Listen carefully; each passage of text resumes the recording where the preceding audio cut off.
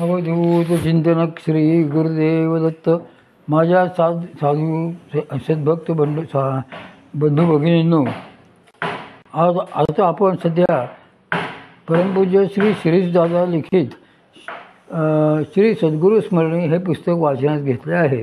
काल आपण त्यांच्या याच्याबद्दल ताराबाईंचा धूर्त स्वभाव, मल्हाररावांचे मित्रप्रेम वगैरे असं हे पाहिलं. आज आपण पराक्रमी राघवपंत व कर्तृत्ववान जानकीबाई याबद्दल वाचूया. या पुस्तकाचं पान नंबर आहे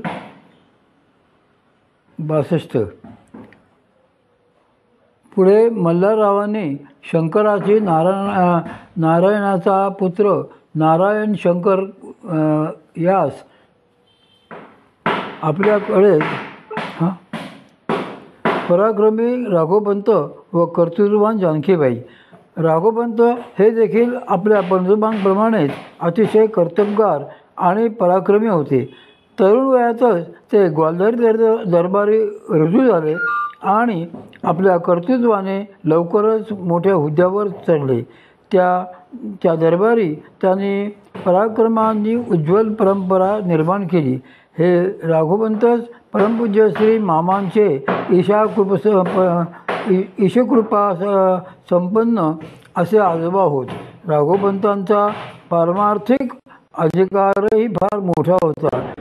भगवान श्री दत्तप्रभूंचे ते एकनिष्ठ उपासक होते. प्रत्यक्ष श्री दत्तप्रभूंनीच त्यांना दर्शन देऊन पादुका प्रसाद दिला होता. यावरूनच त्यांची योग्यता व तयारी कळून येईल. राघवपंतांच्या धर्मपत्नी जानकीबाई या शिरवळच्या विठ्ठलराव देशपांडेंच्या कन्या. त्या अतिशय देखण्या, लावण्य व रूपसंपन्न होत्या.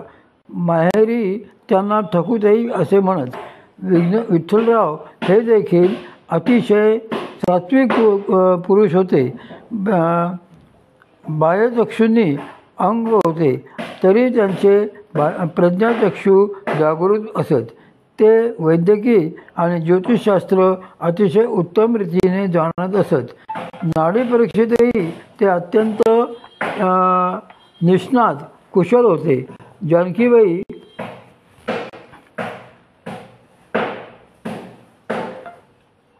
लग्नानंतर या जानकीबाई उर्फ ठकूताई पहिली 6 अपत्ये जन्मून निवर्तल्यानंतर 7व्या खेपेस बाळंतपणासाठी माहेरी आल्या. तेव्हाची हकीकत आहे. दिवस पूर्ण होऊन यथासमय बाळ जन्माला आले. तो मुलगा होता. विठ्ठलरावांनी केवळ त्या बाळाच्या रडण्याचा आवाज ऐकला आणि ते पटकन म्हणाले, ठकू प्रसूत झाली का? मुलगा झाला पडते. पण हे पोर मात्र वयाच्या 8व्या वर्षी घोड्यावरून पडून किंवा पाण्यात बुडून देवाघरी जाईल बरे का? पुढे घडलेही तसेच. हा मुलगा नरहरी खरोखरीच 18व्या वर्षी घोड्यावरून पडला आणि 1 महिन्याने मरण पावला. जानकीबाईंची त्याच्यावर फारच माया होती, म्हणून तो गेल्याच्या धक्क्याने त्या जराशा भ्रमिष्ट झाल्या. काही काळानंतर त्यांना तो भ्रमिष्टपणा ईशकृपेने दूर झाला. राघवपंत आणि जानकीबाई या दाम्पत्याला एकूण 10 अपत्ये झाली. त्यापैकी फक्त 3च जगली. या तिघांमधला थोरला नरहरी 18व्या वर्षी निवर्तला. त्याच्या पाठचे श्री सीतारामपंत आणि सगळ्यात धाकटे दत्तोपंत हेच फक्त राघवपंतांच्या वंशाचे आधार ठरले. दत्तोपंतांचा जन्म 1873 सालच्या लहानपणापासूनच ते सात्विक वृत्तीचे होते. परंतु श्री मामांचे हेच दैवी अधिकार संपन्न वडील होत. पुढे या श्री दत्तोपंतांनाही भगवान श्री दत्तप्रभूंचा पादुका प्रसाद प्राप्त झाला होता. अशा प्रकारे परमपूज्य श्री मामांपर्यंत त्यापाठोपाठ 3 पिढ्यात भगवान श्री दत्तप्रभूंनी या घराण्यावर संपूर्ण कृपाछत्र पसरलेले होते. परमपूज्य श्री मामा ही श्री भगवंतांची कृपालीला सांगताना गैवरून येत. पुढे सीताराम पंत आपल्या काकांच्या मुलाच्या म्हणजे आनंदराव बाळाजीच्या मुलाच्या गोविंदरावांच्या मांडीवर दत्तक गेले. मात्र गोविंदरावांचा वंश सीताराम पंतांकडूनही काढला नाही, त्यामुळे त्यांनाही पुढे दत्तकच घ्यावा लागला. ईश इच्छेने राघोपंतांचा अधिकृत ऐहिक व पारमार्थिक वंश फक्त दत्तपंतांकडूनच वाढला. जानकीबाईंचे अद्भुत वैद्यकीय ज्ञान.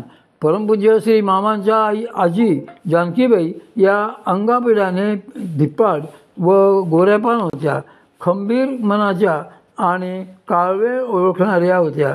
प्रसूतीशास्त्रातली त्यांचा हातखंड होता. नसरापूरला असताना त्या आपल्या ज्ञानाचा उपयोग गोरगरिबांसाठी अडल्या नडल्यांसाठी करीत असत. मात्र कधीही त्याचा पैसा घेत नसत. उच्च-नीच भेदभाव त्यांना मुळीच मानत नसे. पुढे राघोपंत निवर्तल्यानंतर अत्यंत दक्षतेने आणि धीराने त्याच शेतीवाडी आणि घरादाराचा कारभार दस्तूरखद्द बघत आल्या. नसरापूरला लोळे नावाचे एक कुटुंब होते.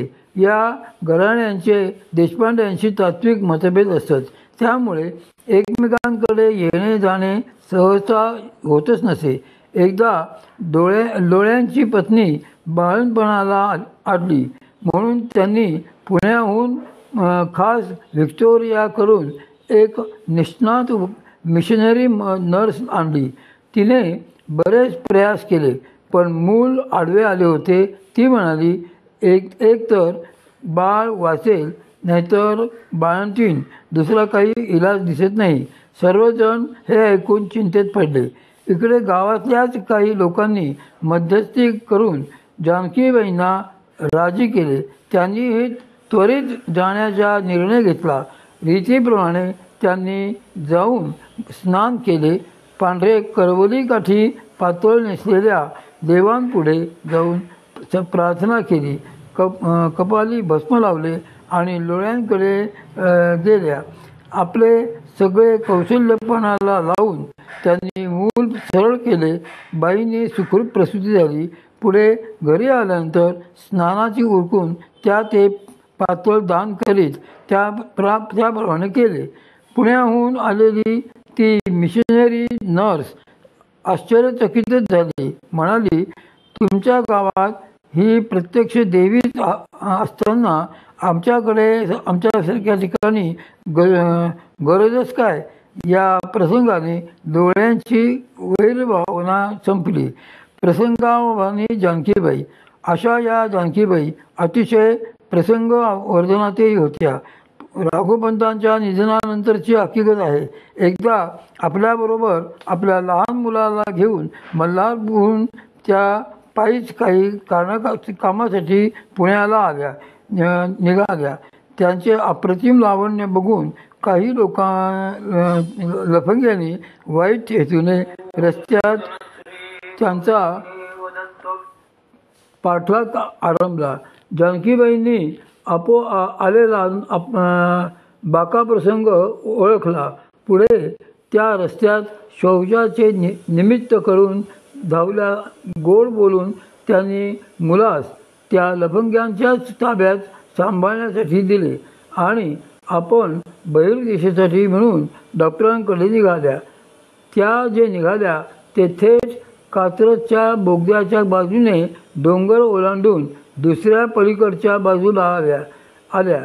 तिथल्या आजूबाजूच्या काम करणाऱ्या लोकांना त्यांनी हाका मारून गोळा केले की माणसे सोबत घेऊन त्या परत आल्या आणि शिताफेने त्या लफंग्याला पकडून दिले.